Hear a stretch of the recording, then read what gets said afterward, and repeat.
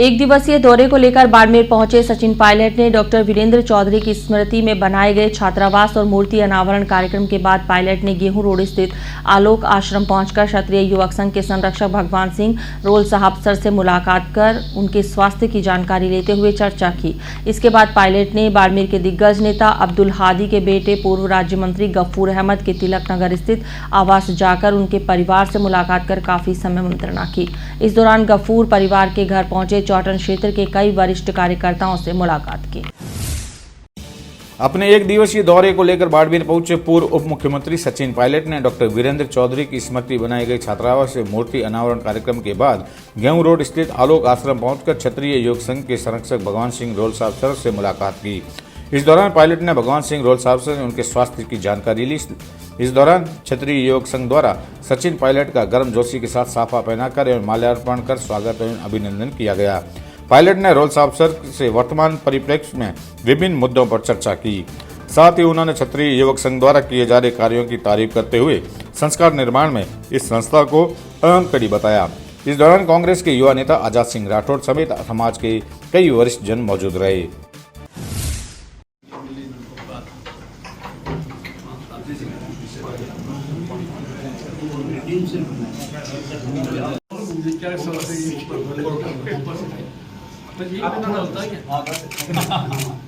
Sir, जिस तरीके से आज सुबह से आप आज बाड़मेर के अंदर हेमाराम जी ने अपने स्वर्गीय पुत्र के नाम पर जो छात्रावास बनाया है वो अपने आप में एक मिसाल है कैसे एक निस्वार्थ भाव से एक जनप्रतिनिधि खुद के पैसे से आने वाली पीढ़ी के लिए शिक्षा की व्यवस्था को बेहतर बनाने का जो एक संकल्प उनका है, उनके पूरे परिवार ने किया है और उसका उद्घाटन आज हम लोगों ने किया उनकी याद में और एक अच्छी जनसभा उन्होंने करी।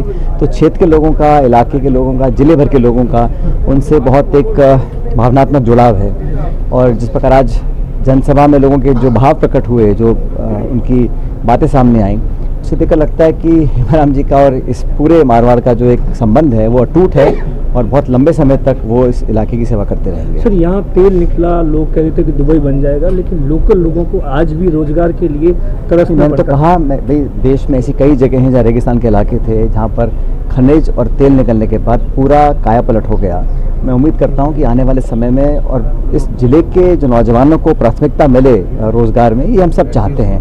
यहाँ के लोग शिक्षित हों और जो अपार संभावनाएं हैं उस पर आगे बढ़कर उसका लाभ आने वाली पीढ़ी को अब मिले। जो लड़के लड़कियाँ आज 18, 19, 20, 21 साल के हैं उनको अच्छी शिक्षा मिले, उनको रोज़गार के अवसर प्राप्त हों।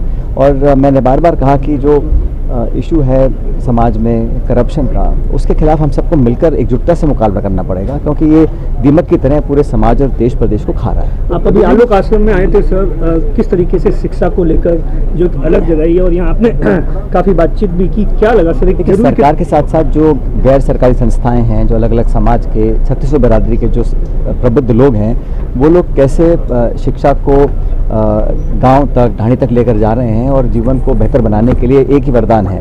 मैंने अपने भाषण में भी कहा कि किसानी और पढ़ाई ये दो साधन हैं कमाई के। जो किसान है वो मेहनत करके कमाता है और जो उनके बच्चे पढ़ लिख लेते हैं वो पदों पर बैठते हैं, फिर अच्छे नियम कानून बनते हैं, तभी देश का विकास होता है। तो पढ़ाई, शिक्षा व्यवस्था, वो पूरा जो वातावरण है वो निर्मित करने के लिए सबको मिलकर काम करना पड़ेगा। और बार बार मैं जोर देता हूँ कि आने वाली जो नई पीढ़ी है उसकी प्रतिभाओं को सही जगह प्लेटफॉर्म मिले, ये हम सबकी जिम्मेदारी है। अब जिनको मेडल मिला है वो दिल्ली के धरने पे बैठे हैं। मैंने कहा मेरा दिल दुखता है जब नौजवानों के साथ उत्पीड़न होता है। जो पहलवान धरने पर बैठे थे दिनों तक, वो उस पर कार्रवाई सरकार कतरा रही करने में, जब पूरे देश के लोग चाहते हैं, जो हमारे लिए मेडल जीत कर आए हैं अंतर्राष्ट्रीय स्तर पर, ऐसे खिलाड़ी जिनका नाम रोशन हुआ देश का उनकी वजह से, आज वो न्याय की गुहार लगा रहे हैं और सरकार संकोच कर रही है काम करने में। तो ये तो उनकी जिद का प्रतीक है।